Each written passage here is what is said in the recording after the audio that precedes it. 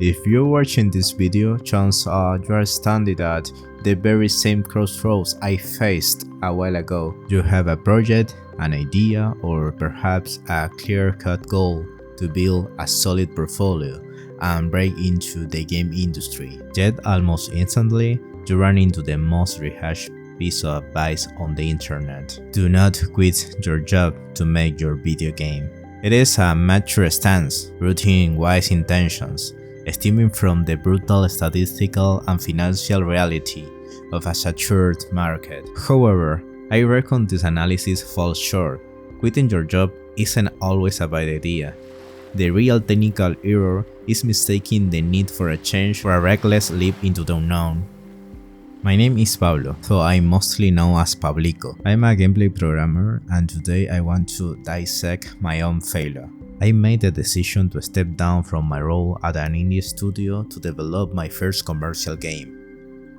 I had a prior industry experience. I knew how to code. I had participated in game jams, yet I completely ignored what lay beneath the iceberg: market predictability and financial risk management. The premise of TSA is not to convince you to stay stuck in a job that drains your energy. The thesis is quite the opposite. Do not throw away a stable source of income to bet everything on an uncertain future. If your current job is bad, don't quit it for an indie development. Leverage it for a better one that finances your true project and affords you mental bandwidth to build it.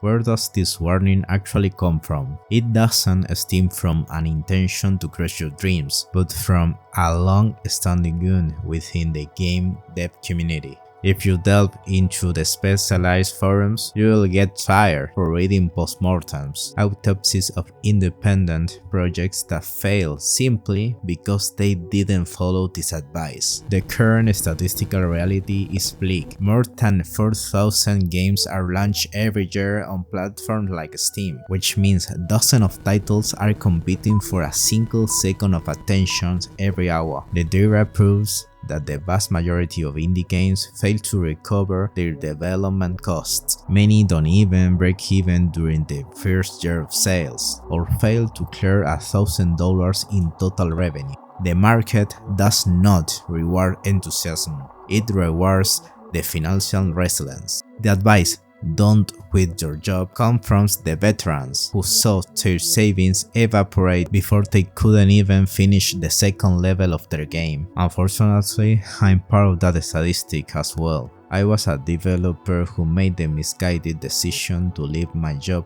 at an indie studio to work solo, without the necessary experience to manage the business of this caliber. I had already worked for a couple of years as programmer, made small games at game jams, and I thought that my technical knowledge was enough. I ignored what lay beneath the iceberg: economic predictability, marketing, and, above all, how to accurately scope production timelines. I entered indie development without knowing how to mitigate risk, and the result of that equation was financial stress.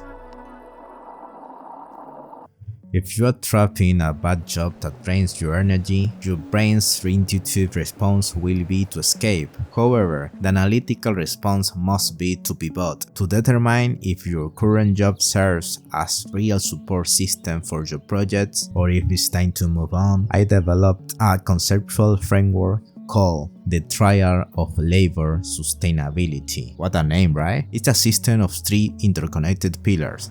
If one fails, the structure collapses, and the burnout is inevitable. The first pillar is salary. Money doesn't buy inner peace or guarantee your game's success, but it is an indispensable tool that eliminates daily cognitive barriers. Working while stressed about how you are going to pay the bills at the end of the month crushes creativity. You need an income that covers your basic needs and provides a foundation of economic predictability. Your current job should be the primary investor in your indie game. The second pillar is cognitive growth. If your job allows you to grow professionally, don't quit. But there's a counterintuitive secret here. A decent job doesn't need to be related to video game industry. In fact, sometimes the best job for an indie dev are those with a low cognitive load, tasks that you don't take home, that don't leave lingering problems in your head. When you close your computer, your mind is free, fresh, and left with the energy intact to sit down, study, or code your own mechanics. The third pillar is the work environment. A hostile environment, a bad team, or a leader who makes your life miserable will destroy your mental health. The emotional exhaustion of a toxic workplace doesn't stay in the office, it follows you home. If you arrive home completely drained and depleted, it's impossible to dedicate even an hour to your project. A decent job doesn't have to be perfect, it just has to guarantee that you return home with peace of mind. The conclusion of this system is simple. Your current job doesn't have to be your dream career. It only has to afford you enough energy and stability to work 2 or 3 hours a day on your true goals. If your current pillars are broken, the solution isn't to jump into the unknown and lose your safety net. The solution is to run a risk analysis, actively search for a decent job that does satisfy the triad, and only make the switch when the new contract is 100% done deal.